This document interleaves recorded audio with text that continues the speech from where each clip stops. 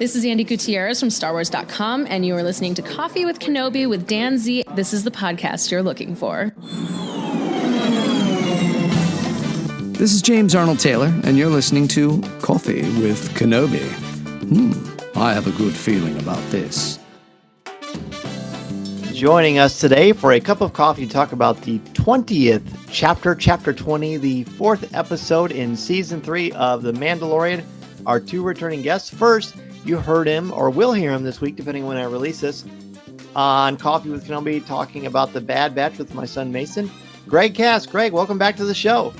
Oh, it's so great to have taken a long break and done this on an entirely different day. Wink, yes. Wink. Wink, wink. Completely different clothes, outlook, everything. Yeah, it's great to have you back, bud. Oh, thank you. It's a pleasure to be here. To be joined by a legend and just a real role model, and it's good to see you as well, Dan. See that I've heard.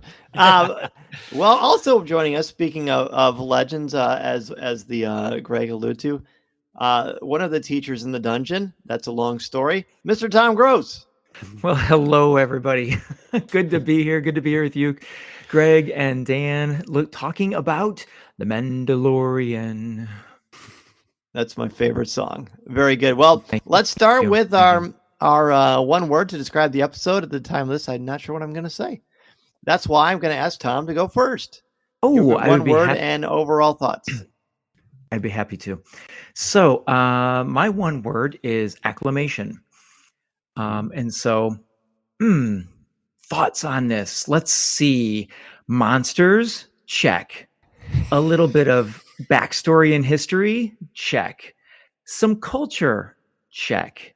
I don't know, you guys. This my initial reaction to this after seeing it was I just was excited about all of the stuff that we learned.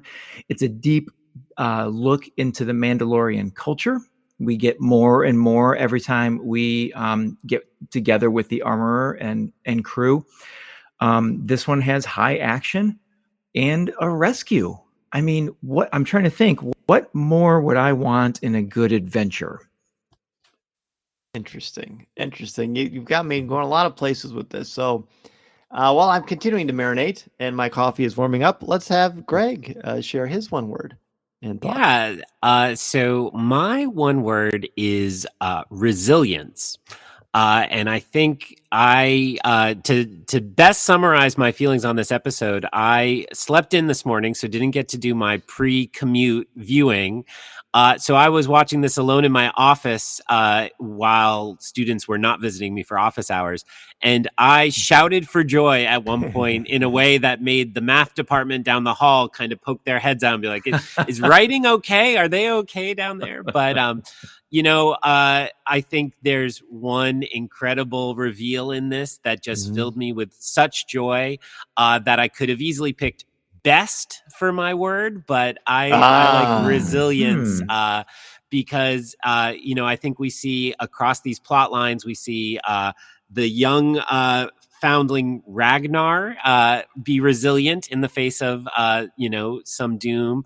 We see Bo-Katan being resilient in her new life, that acclamation that Tom referenced. And more than anything, the real life resilience of Ahmed Best and the way he has maintained a position in this fandom despite experiencing some really awful things, I just think is absolutely astounding and beautiful. So I'm so happy with that gift they gave us today. Yes, that we're gonna hit that for sure, because that was a spectacular, breathtaking moment. My word is hyphenated, of course, and it is half full. So a positive person looks at things as half full. A cynical person looks at things as half empty, and a Cubs fan is waiting for the cup to spill. And that's which Tom and I can really relate to.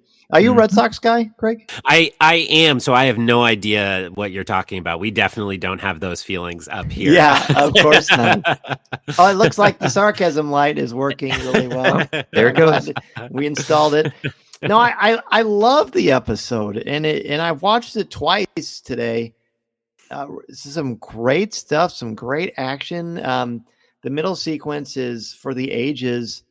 But then I sit back and I ask myself the question I've been asking myself a lot during this season, which I'm sure we will explore as time goes on. So at the beginning of this, we see this great training sequence between Mandalorians, and then a really fun sequence with Grogu where he is a challenger, or he challenged.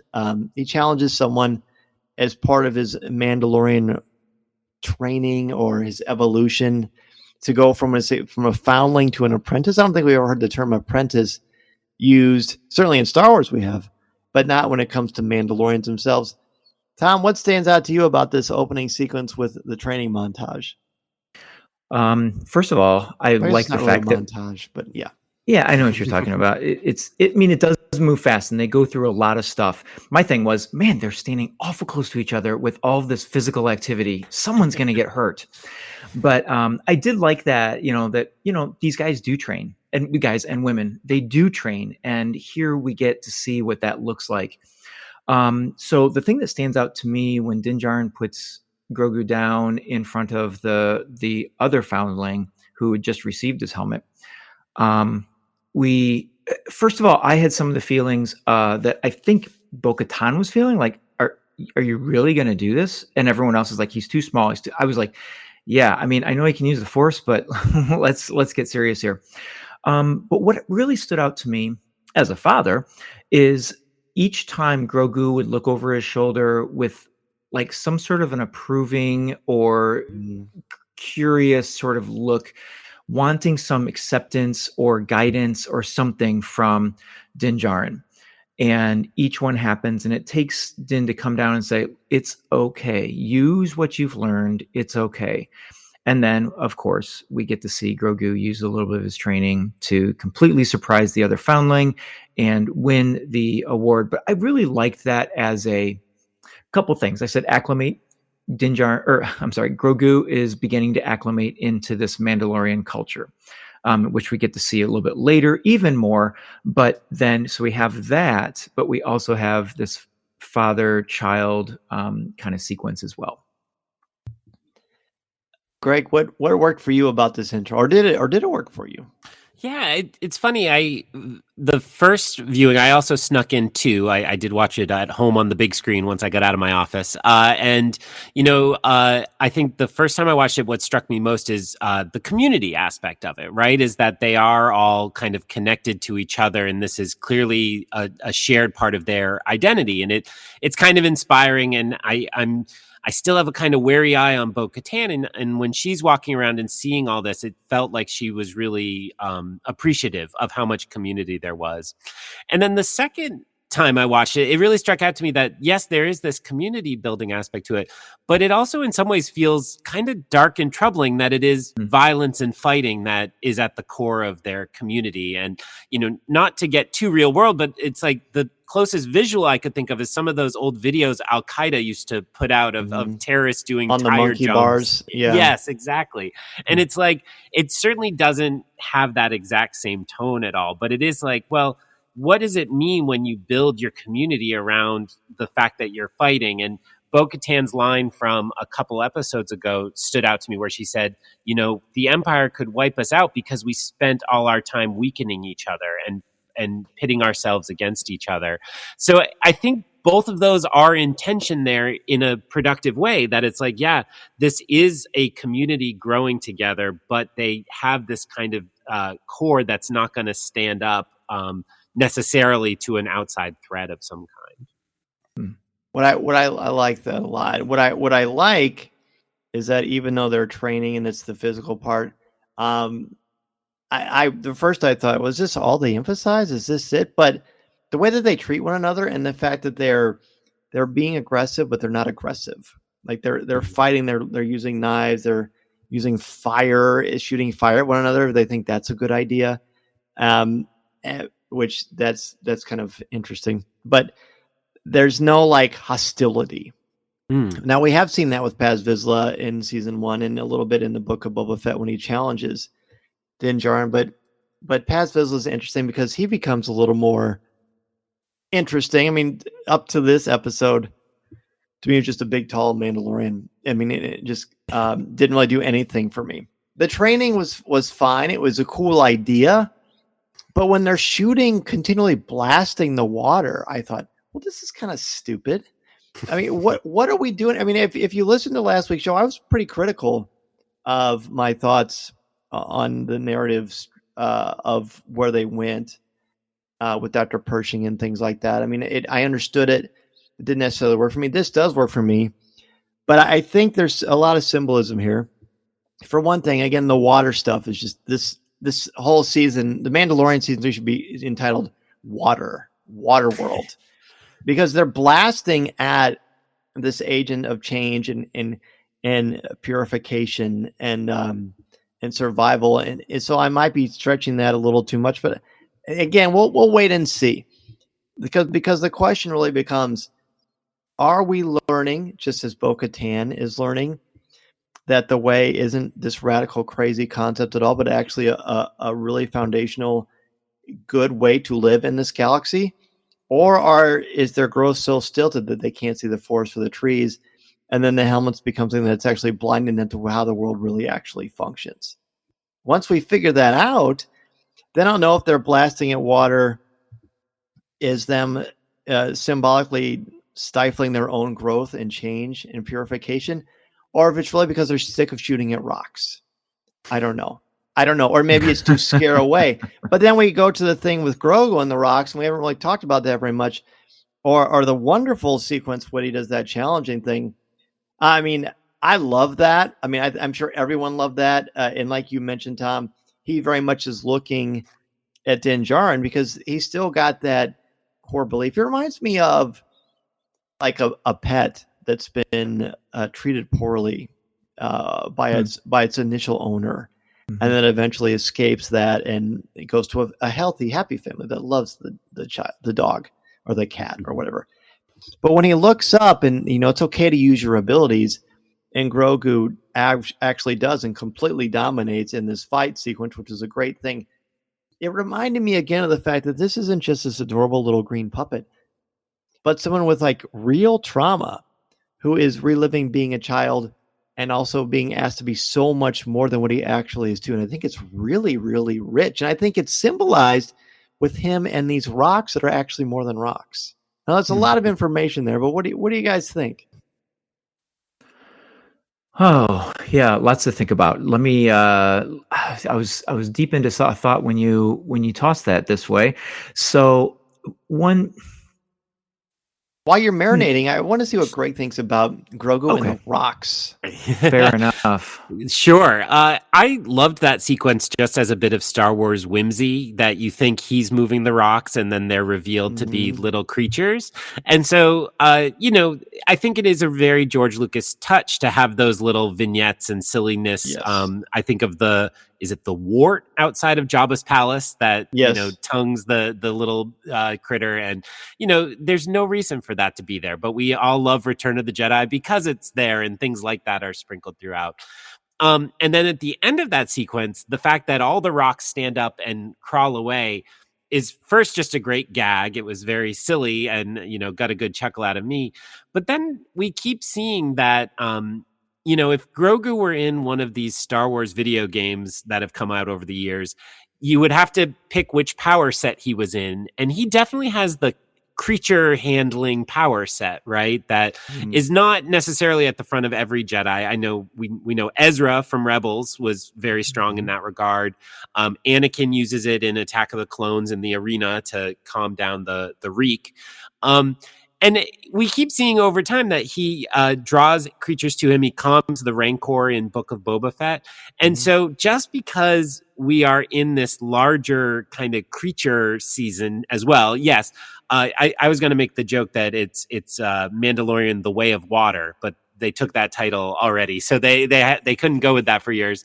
But there's also a lot of creatures this season. And the fact that we're seemingly leading up to somebody riding the mythosaur, and to all you just said about how powerful and complex this little guy is, I wouldn't count him out as a candidate for who rides and tames the mythosaur and helps unite the people of Mandalore, just because of these hints we get about that. Plus, the thing with the rocks and the animal connection, which is a very limited force ability, I love that because I'm sure to the onlooker, especially the other Mandalorians, Grogu is not much more than a rock. You know, he's just a cute little guy. He's young, doesn't appear to be extraordinarily mobile. He's not he's not audible per se, besides some coos and some wonderful little sound effects.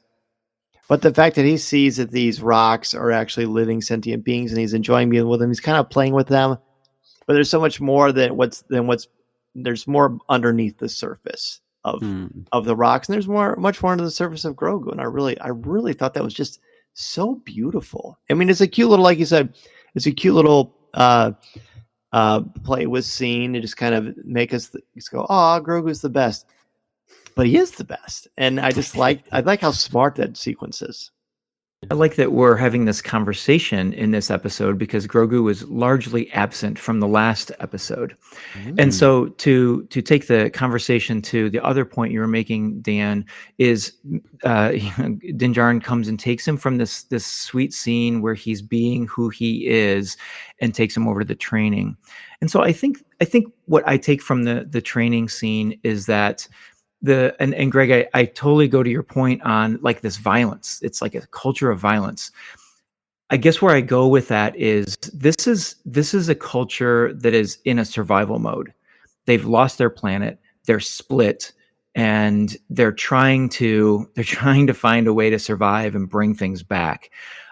So I do wonder, will they continue if they were to get a foothold somewhere, if they do something to liberate a portion of Mandalore, will they continue this sort of behavior? I suppose, there was also part of the creed in this that was mentioned, that kind of puts that foundling in his place. One does not speak if one does not know. One does not speak unless one knows. Yeah. Oh, okay. Sorry, I missed that a little bit, but I was pretty close. So I don't know. I like those little tidbits that give us a little bit more information on these Mandalorians. So I'm glad you brought up one does not speak unless one knows. The first time I watched it, I thought, what? This just sounds like pedantic gibberish. But then as I looked at it a second time, it hit me how interesting and insightful that actually is. Greg, what do you make of one does not speak unless one knows?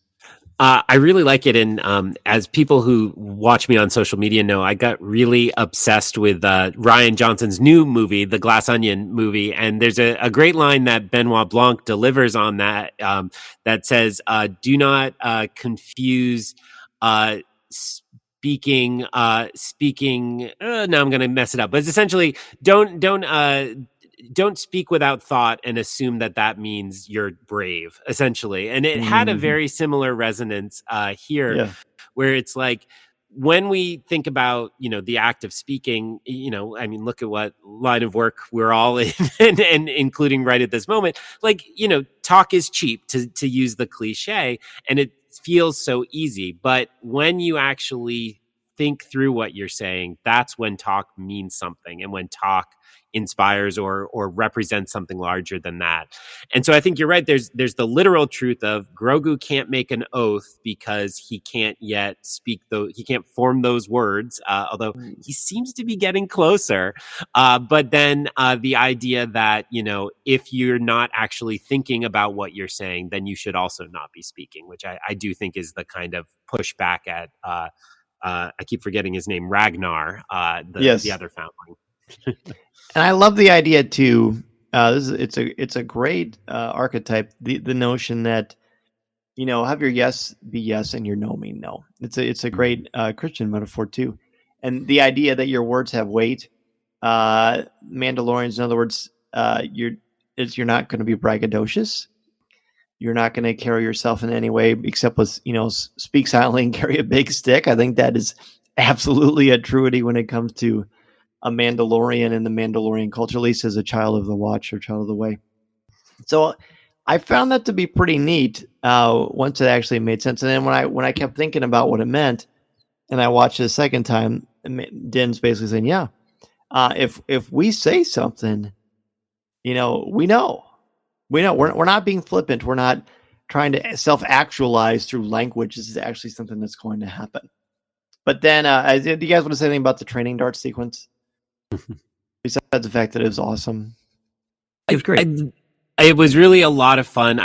When Tom started talking about this scene, he mentioned just the way Grogu looks at Din, and the way you worded it was about performance, and that's how I felt it. But to remember that there are puppeteers behind that is still just incredible, and that the way they're able to do that and make it come to life. Now, if I'm being critical, I think we got to work on the jumping just a little, because that still sometimes looks like a doll being tossed in the air or something. But the facial expressions are so beautifully done in that scene. And, you know, anybody who's a parent knows, or just spends time with kids, knows that look of the, I'm not sure I'm supposed to. And it was really, really a nice bit of puppeteering, and I appreciated it. Absolutely. So then a dragon type thing shows up, which is great because Tom just saw the new Dungeons and Dragons movie. We found out it's a raptor. They won't use blasters because it will kill the child. There's a lot going on with this sequence, and it's exciting. You know, they have to muster up a hunting party and go after him. The nest is high. I love the sequence on Bo-Katan's ship. Just blasts. They're slowing down with their jetpacks. Also, she goes and scouts everything out. She starts to really assert herself as a leader with this group. But I'm much more interested, and I have a feeling that you two are as well, with what happens when Grogu walks off the armor and goes into the forge. Go ahead, acclamation. The thing you said there, I do want to mention one shot of that chase of the raptor to its nest is right before they pop to the Mandalorian title screen, is that beautiful dark red sun and her ship just sort of like easing in. You can kind of see the exhaust, and it left me feeling a little uneasy. And then you go, boom, Mandalorian. Yeah. Okay. You are not ready to go yet, or something like that. I'm not exactly sure what she says to, what the armorer says to Grogu. She says, too young to join them, but there's still much work to attend to. Yes. And so Grogu doesn't get to go, and enters the forge with the armorer. Now, Grogu has been to the forge prior, but this is the first time by himself. And you watch it happen. You're like, oh, good. You know, you rub your hands together and you say, a lesson is coming. And look at it. We had a little training outside with darts and Ragnar, and now we're gonna get some intelligent training here with the leader. So she says, so she's making this chest plate that eventually comes to chest plate, and we know she's making these comments to him. And what I loved is she says, the forge can reveal weakness, discussing the metal and all of that. But then we instantly the sparks take Grogu to a flashback and to a great weakness that Grogu has, experienced. And so I love that play of words. I love that moment, because I really felt like, first of all, let's just talk about the escape from the clones in Order 66. What a harrowing, amazing. Can we stop? Can I pause there for a quick second? Yeah. I want to. Did you not want me to go there? No, I do, but I just want to say something about what you said earlier that I really liked. You said about the forge and the lesson that was coming. Because up until this episode, when I saw, when you watch the armorer, because she hasn't been in a ton until this season, really, when the Mando has his flashbacks, I thought it was just a perfect happenstance and a good piece of narrative storytelling when the clanging of the metal together reminds him of these explosions when he was a child before he was a foundling, and it all just sort of worked together. But then when she says, this forge is the heart of Mandalorian culture. She says, as we shape steel, we shape ourselves as raw ore and refine ourselves through trials and adversity, because the forge can reveal weakness. And then I had got these goosebumps. I thought, oh my gosh, this is meditative for her. Why is she so stoic and wise and serene? Because she is always forging herself. She is always refining herself through whatever trials and adversity she has faced. We do not know. We know that she was witness to the eradication of people. That would do it. That would absolutely do it. But then when I dialed in and realized, well, this is Grogu. He's gonna share with us. We're gonna learn about him. So Tom, yeah, definitely continue. I mean, interrupt you, but I just thought that little piece there was just so beautiful, so beautiful. I'm so glad you stopped me because I missed that. The benefit of a second viewing, let me just say. But that is marvelous. I love all that. But so we go to this flashback that is just amazing. I don't know who that Jedi is that he takes the elevator down. Do we know the Jedi? I know who that Jedi is. No, but do we know that Jedi? So it's Kelleran Beck, who we have seen in Star Wars. It's of course the actress Ahmed Best. Oh, yeah, I knew that. Yes. But Kelleran Beck was, when they had that game show on Star Wars YouTube during the pandemic, he was the host. Kelleran Beck, Ahmed Best as Kelleran Beck was the host of that Jedi Temple Challenge. The Jedi Temple Challenge. It was him, and they always talk about he's a Jedi master that trains younglings, and they just talked about it. He had his own little droid, and the show was, pretty much had the same stuff every episode and didn't last very long. But he was a great character, and he was on Coffee with Kenobi, and he talked about establishing the name Kelleran Beck and the fighting style. It's a great episode. I definitely encourage you to listen to. But he's such a smart, insightful man. And when I saw it, I said to Mason, "It's Kelleran Beck." Now, was it the level of the Luke Skywalker reveal? No, but wow, what an awesome reveal! That was absolutely magnificent. Greg, I'm assuming this is that moment. Yes, it is. Yeah, go ahead. I'd like to hear that. Well, so there is one of the Jedi in the upper hall says, get him to Kelleran. And when they said that, I had that kind of moment of recognition. I'm like, Kelleran, I know Kelleran. What? And is this another moon or something? Yeah. Is this a council member? Seriously. And so, and that is, as you were talking about, Tom, that is a harrowing scene. And, this is the second time we've seen Order 66 I guess that was technically last year in live action, but within the last year or so. And so, it's very harrowing and upsetting. And so when the doors open to just a grand hero shot of, and yes, Kelleran Beck meant a lot to my son and I. That show hit in the middle of the pandemic, and it was something we bonded over. And I'm not an expert on the behind the scenes, but as I understood it, it was supposed to be a Disney Plus show. And they said, no, kids need something right now. Let's get it out for free on YouTube and lighten up kids' lives and have it be a little gift. And that's at least however I always took it with my son. And he watched every episode 4 times. I told him Kelleran Beck was on Mando. He said, I want to watch that. I'm like, okay, I can put on Mando. He's like, no, I want to watch Jedi Temple Challenge again. So I have some more viewings in my future. But yes, it is just the fact.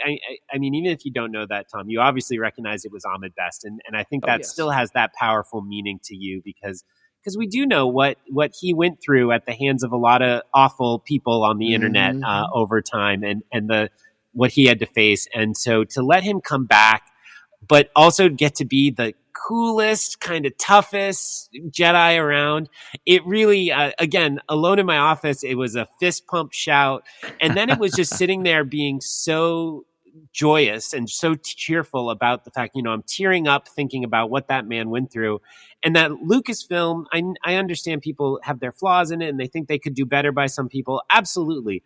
But when they get the chance to do right by somebody and to fix something, they do it. And this was such a gift to Ahmed Best and a gift to us to get to celebrate that. I'm getting emotional just talking about it again. So I'll stop there, but it was really a wonderful moment.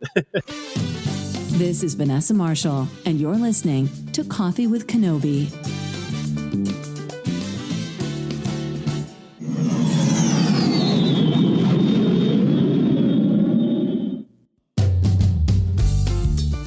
You'll get no argument from me. I thought it was everything you said. You completely nailed it, as always, Greg. It's so cool to see such a good man get a chance to be. I mean, how long have we been saying, who's the Jedi that helps? Who's the one who rescues him from the Jedi Temple? And to have the hero shot like that, the cinematography, we're looking up at him just as Grogu is looking up at his rescuer.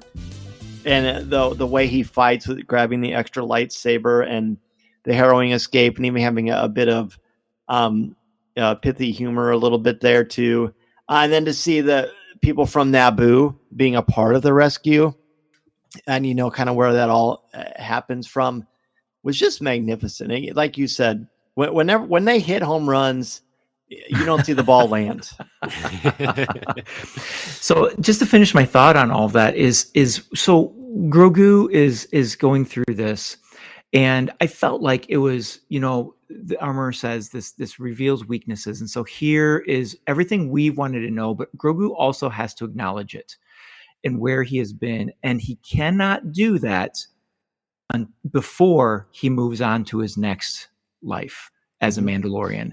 And so I felt like this is such a pivotal moment for Grogu. Again, the acclamation word that I talk about, it's his way of making his way into the Mandalorian culture. That's great. That's great. If you don't know your past, you don't know your future. And is there anything, just when you thought Grogu couldn't be any cuter, we get a smaller sized puppet of a baby Grogu. Are you kidding me? A whole new line of merch, and I don't even say that cynically. I'll buy it all. No, that's exactly what I thought. Well, okay, I know what we're going to be doing. Yeah. Then once that is done, the puppetry is spectacular. The facial expressions that Grogu has and the emotion that is communicated through this child is absolutely stunning. Absolutely stunning. Then we get to the rescue. I mean, there's certainly plenty I've noticed that I liked, and I'd love to hear what you both think. I love the fact that there are 7 Mandalorians. 7 is a great number in literature and mythology. I really like this sequence with eating, but let's just talk about the rescue. Greg, I'll let you start. What kind of jumped out for you, or what do you want to talk about? Yeah, it was true that the whole backstory flashback was so exciting. It's like I forgot we still had a delicious meal to have. That was the appetizer to the main course here. And so returning to that, I agree that the forming of the 7 in the warring party was really exciting. And yes, I was struck by how immediately Bo was accepted as a leader. When Bo came up between Mando and the armorer in Book of Boba Fett, she was very dismissive of Bo, and Bo was a weak leader, and she was flawed, and she had taken the darksaber under false pretenses, so she wasn't able to be successful. And so the fact that was all washed away in the baptism, and the whole clan seems to really embrace that and just accept her for who she is and judge her by her skills. And, she had the plan to chase the raptor in the ship. She did the mapping, and so she got to be the leader of this party. And it was like a little mini. Well, I'm talking with one of the teachers in the dungeon, so it was like a little D&D party. It was like a little raiding party to head out on our adventure and pick different roles. And there were definitely a few things thrown in their way, which at least my DM would do to slow us down and not make it as easy as we thought. Well, certainly that sitting around the fire and sort of planning what's coming. One thing that I noted is when they were talking about the height of that cliff, that Paz questioned, well, that's just too high. And Bo-Katan mentions an experience of climbing cliffs like that, on Mandalore. I caught that connection that she's using an experience of Mandalore to sort of bring that leadership skill to them that, hey, we can do this. Again, getting more information about how the Mandalorians do manage this helmet. Bo turns to Din. How do you eat? Oh, we all go off to, secret places and we eat, blah, blah, blah. And I can't even tell you, the goosebumps came on my arm when Paz Vizsla says, you're the leader of this. You have the honor of being at the fire. Wow. That is so cool. I love that. I want to be the one sitting at the fire. I like that they're all sort of, it kind of makes you rethink the whole alpha thing, because at least I was under the impression, and I think the way Boba Fett was marketed for 30 plus years, that Fett is like the alpha of the alphas. Unless he runs in the Sarlacc pit, he is the toughest guy in the room. But with this, there's like such grace and dignity and incredible humility to, this is your plan. You have the honor of standing next to the fire. This is the way. But he's not bossy. It's more like, we respect and revere you so much. So here you go. And she doesn't resist it. The way that Bo-Katan is having a look in the mirror, but in a very different way. Like, I think she's kind of learning to love herself because she's defined herself through being the leader of Mandalore. And she based it all on the myth of redemptive violence and holding the Darksaber. But in this, she's saving people. She's standing up for people. She is not losing her temper. She's not overly aggressive. She takes charge, but not at the expense of someone else. And some of that is just because of how the Mandalorians carry themselves and the way the armor has kind of created this unorthodox familial atmosphere. But it's really, really great. And Din very much is sort of a side character in this whole episode, which I'm fine with. How do you eat? And I was thinking, how are they going to eat? And you go off and find a place and remove your helmet. So there you go. Truth be told, and this is a bit of a side thing, but when they were first sitting around the campfire, I couldn't help but think of Blazing Saddles, but that's a story for another time.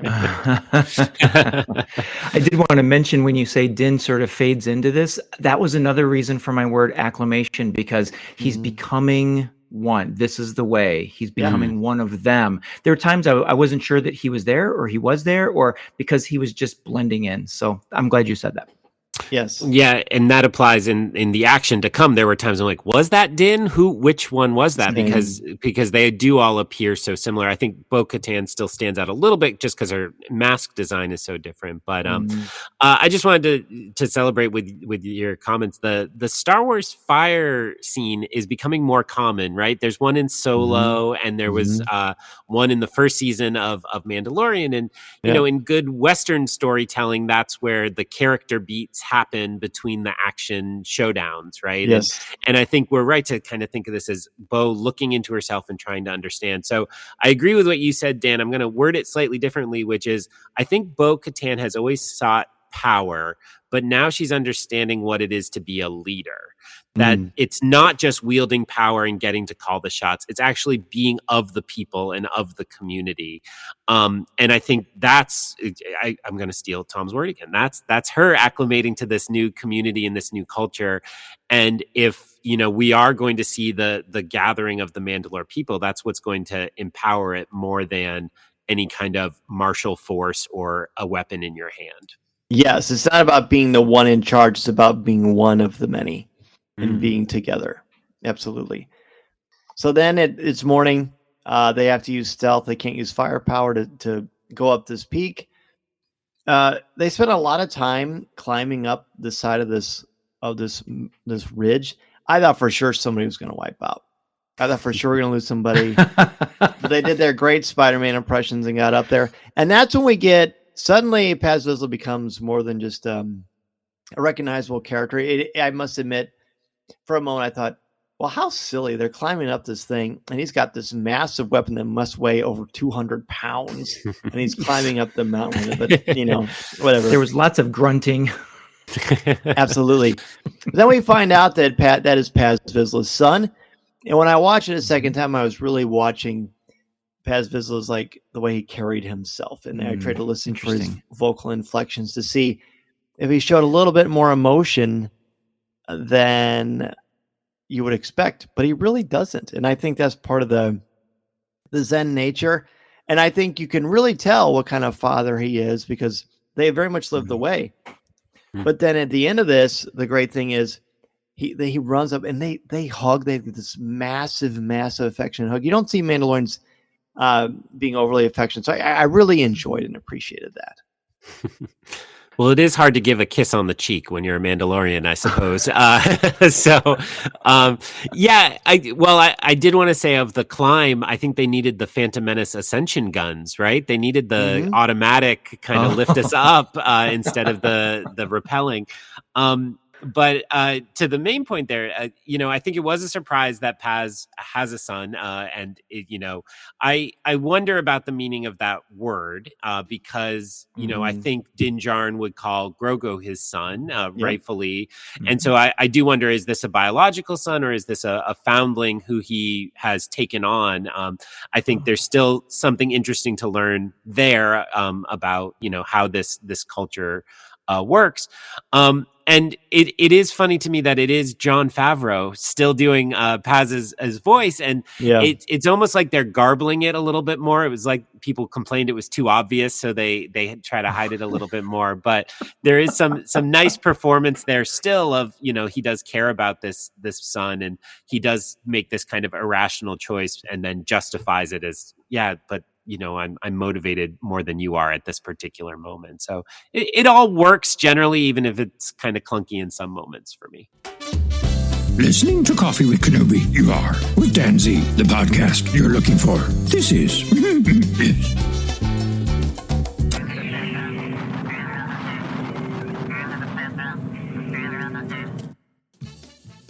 Right. Yeah. The effects are nice. The rescue is fun. It's exciting, and then we meet these baby raptors, which we find out are going to be new foundlings.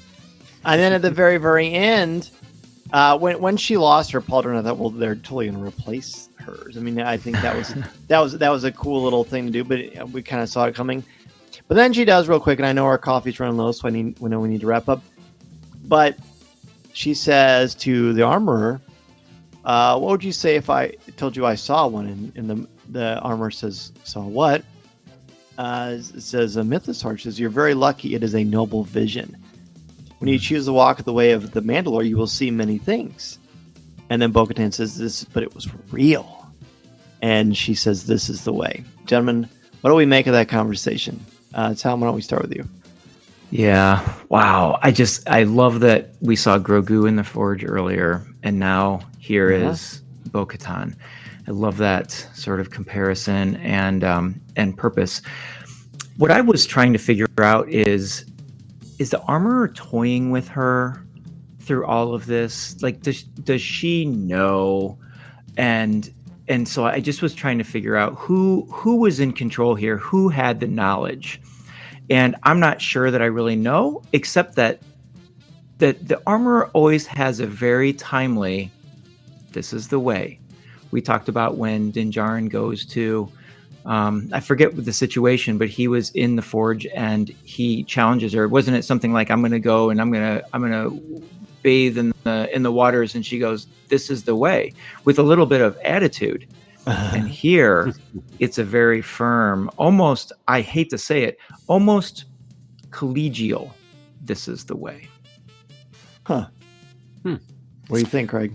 Yeah, I thought earlier when Dan, you were talking about how it's a meditative experience being in there, and then the fact that we get the two, like Tom just pointed out, really means to me that it is a ritual, right? That again, she says it's the heart of the Mandalore community, and this is where we go for all these things.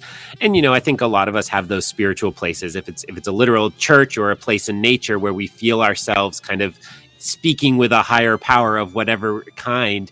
And so to recognize that we might not get to see what exactly is going on in Bo-Katan's head, but she must be experiencing something akin to that. It does feel like she's not looking back, she's looking forward in her experiences in a lot of ways. But it's really interesting to me that she chooses to tell the armorer after purposefully not telling Din. And last episode we were all, I assume we were all desperate for Din to ask the follow-up questions, right? When she says, you didn't see anything alive down there, like, Din, aren't you a little curious why she's asking that?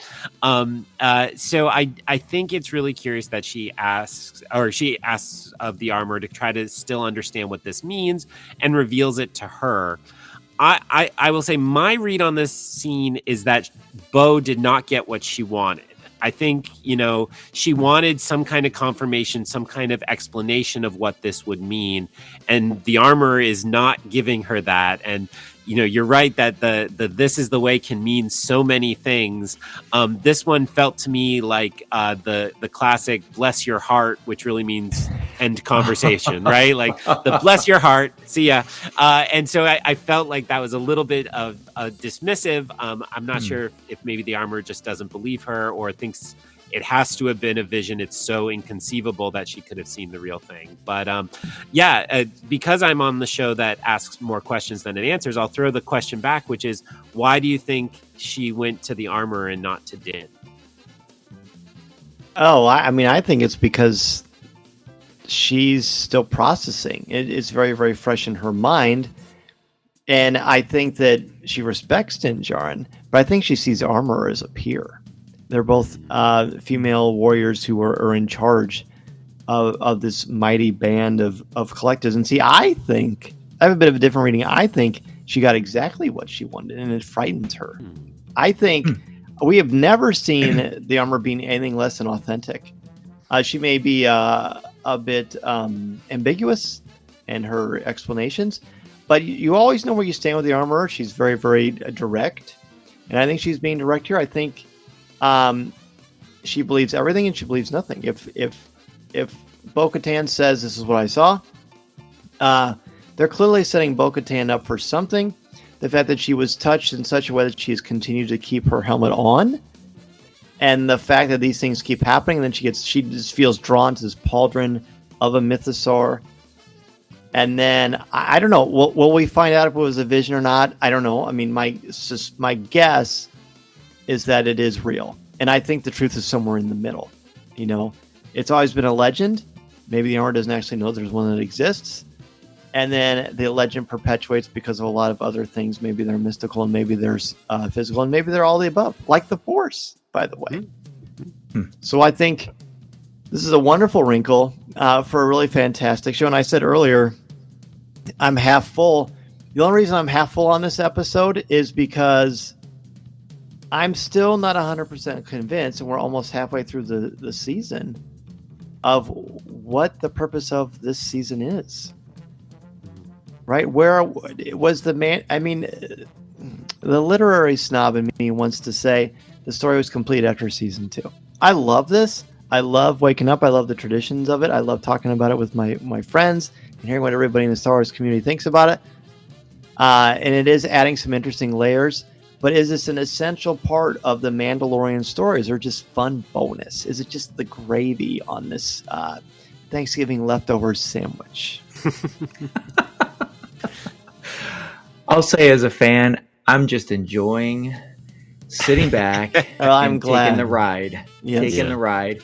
I haven't even thought of it that way, but you make a good point there. Yeah, and I'm enjoying it. I mean, part of the fun is, and Greg, you analyze and break things down all the time on your day job. That's part of the fun for me. But let's get our letter grades, and if you want to weigh in on that, feel free. And Greg, why don't you start?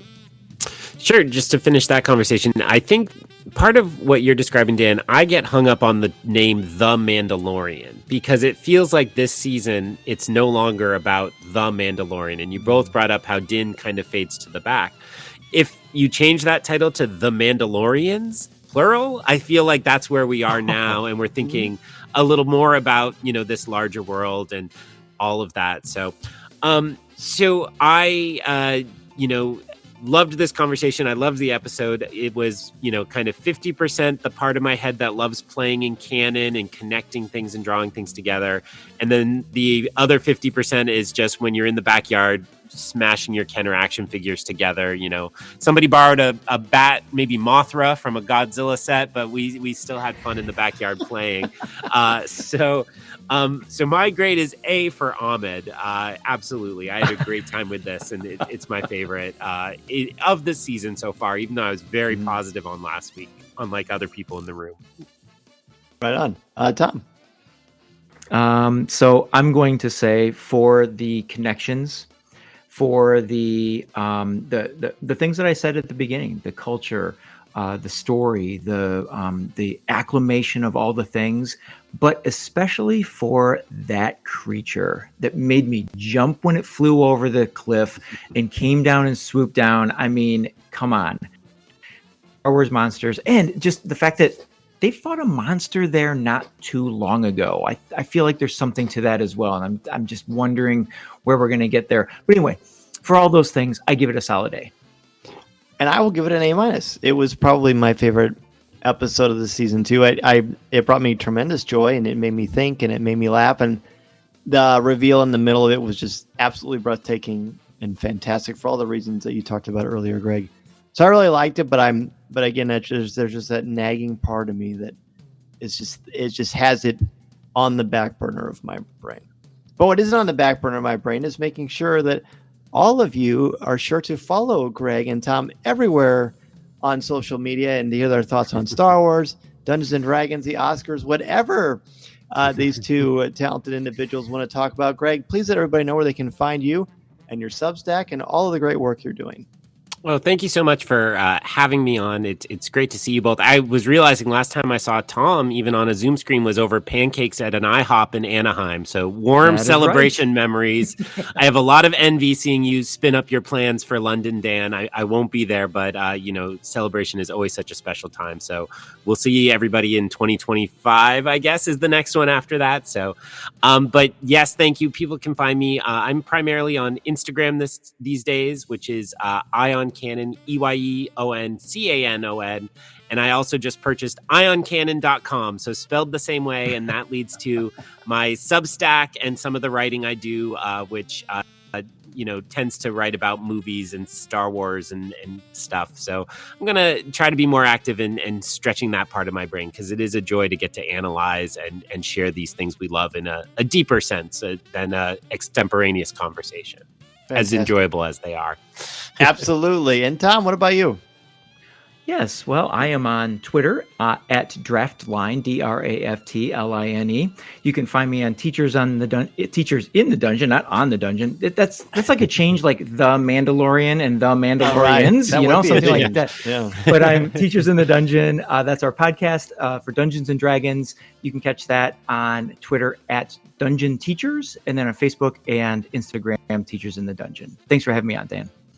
This podcast is not endorsed by the Walt Disney Company or Lucasfilm Limited. It is intended for entertainment and informational purposes only. The official Star Wars website can be found at www.starwars.com. Star Wars, all names, sounds, and any other Star Wars related items are registered trademarks and or copyrights of Disney and their respective trademark and copyright holders. All original content of this podcast is the intellectual property of Coffee with Kenobi unless otherwise indicated.